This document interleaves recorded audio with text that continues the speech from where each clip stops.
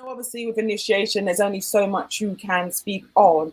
But I just want to find out for you personally, how has the initiation experience um, impacted your own spirituality and your relationship, particularly with the Orishas? I know you said you've been initiated into more than one Orisha. If you can elaborate on that for us, please.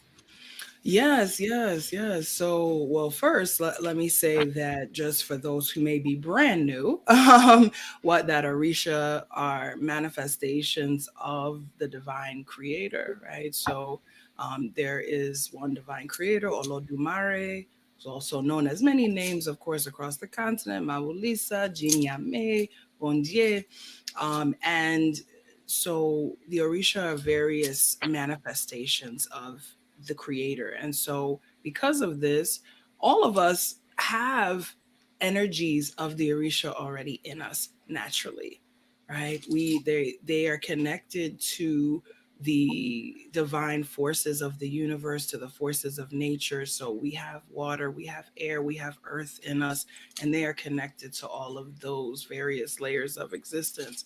And so what initiation is essentially creating a deep and permanent connection and to enhance that particular energy in a person, to seep that energy and to also bring out whatever is already naturally in a person.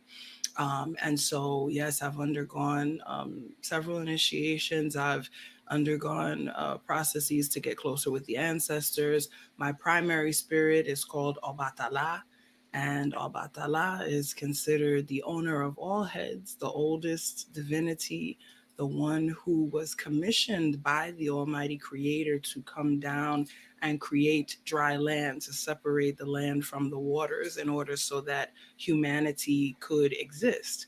And so, children of Obatala are often known as people who serve the community, right? Who seek to help humanity, bring people together, because that was Obatala's very job, to create the dry earth, to now craft human bodies. He said to craft children in the womb. He's the divine sculptor who then Olodumare, the creator, blows the breath of life into, which is known as Emi, right? And so um, I very much embody that energy. And I would say, as far as my personal experience, being initiated to Abatala has helped me to see how much he was already always in me, right? How much this idea of being connected to Orisha is really connecting us to energies that are already existing in us and just making them vibrate higher and bringing them out and giving us a focal point to remind ourselves of a lot of things. I recently spoke about and speak all the time about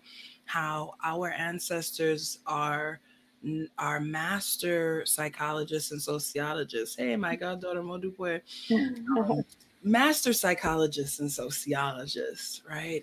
That when we pray, when we do spiritual work, yes, we are praising divinities. Yes, we are giving honor out to the creator and out to these forces of the universe, but we're also speaking to ourselves, right? We're also reminding ourselves of how we're supposed to be and who we're supposed to be in the world and in society. And so it is important for us um, to pray and to open ourselves up in that way, and that ultimately initiation gives us the imperative to do those things, right? It connects us to those energies in a way where we're making a formal commitment to pray, to connect with those energies, and not only to do that but also to live by the highest ideals that those energies represent. So one of the other divinities and energies that I'm connected with is Orumila, who is the custodian of the Ifa divination system. And so Orumila is the guardian of wisdom, the one who is said to have scraped up the most wisdom when the Almighty Creator threw down the barrel of knowledge. Orumila is the one who collected the most of it. He's also said to be the one who is called Eleri Iping, or who is the witness to all that um, the Almighty Creator created. And so, again, in embodying that, right, the idea of being able to acquire and utilize knowledge in a good way, and also of understanding that we never know everything, right? Ifa says, the verses of Ifa say that no one, including Orumila, knows the beginning and the end of all things. So it keeps us in a space of humility, understanding that we will never know everything. So it's another one of my divinities. And just to name one more, and of course, I have to give thanks to the Divine Mother, Oshun Oreyeyeo, who is my mother, who is so popular in the world, who brings sweetness, who brings civilization. Oshun is the fresh water, the river that all people need in order to drink fresh water, in order to be able to travel, to meet one another, to be able to irrigate their farms. All civilizations have grown up on the banks of rivers when we look historically everywhere in the world. And it's because of that connection to the water. Thank you so much for that.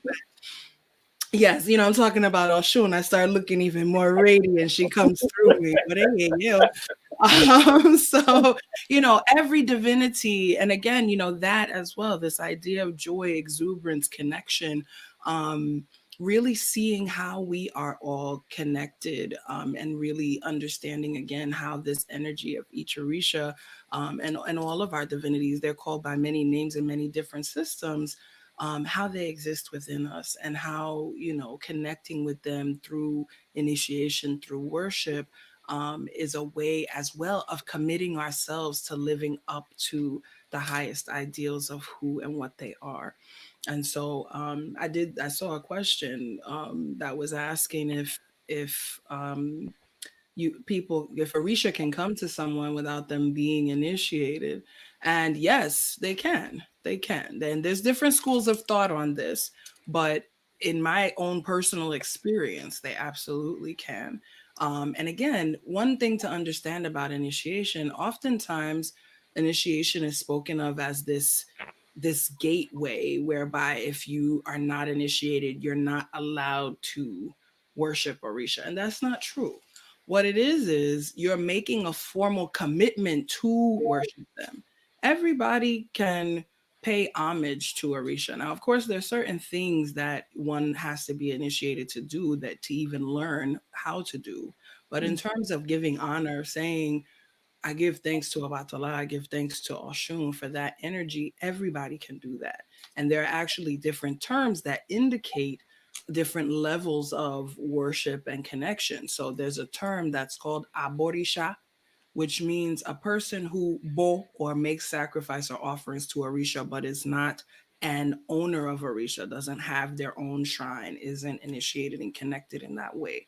Someone who is initiated and connected in that way would be called Olorisha, which means the owner of Orisha, one who has the shrines, one who is formally connected. And so people who are not initiated can make offerings at the shrines of others.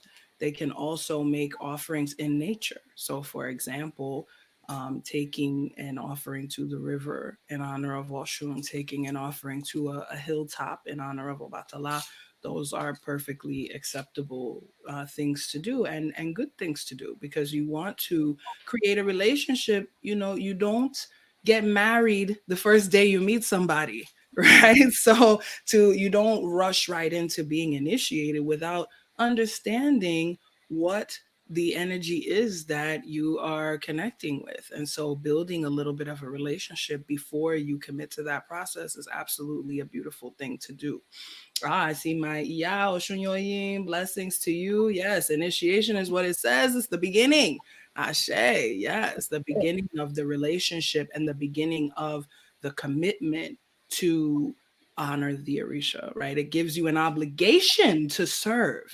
That's one thing. It's not, we think of it often as this privilege and honor, which it is, but understand that the first piece of it is service. The very first piece of it, you are committing to serve those spirits.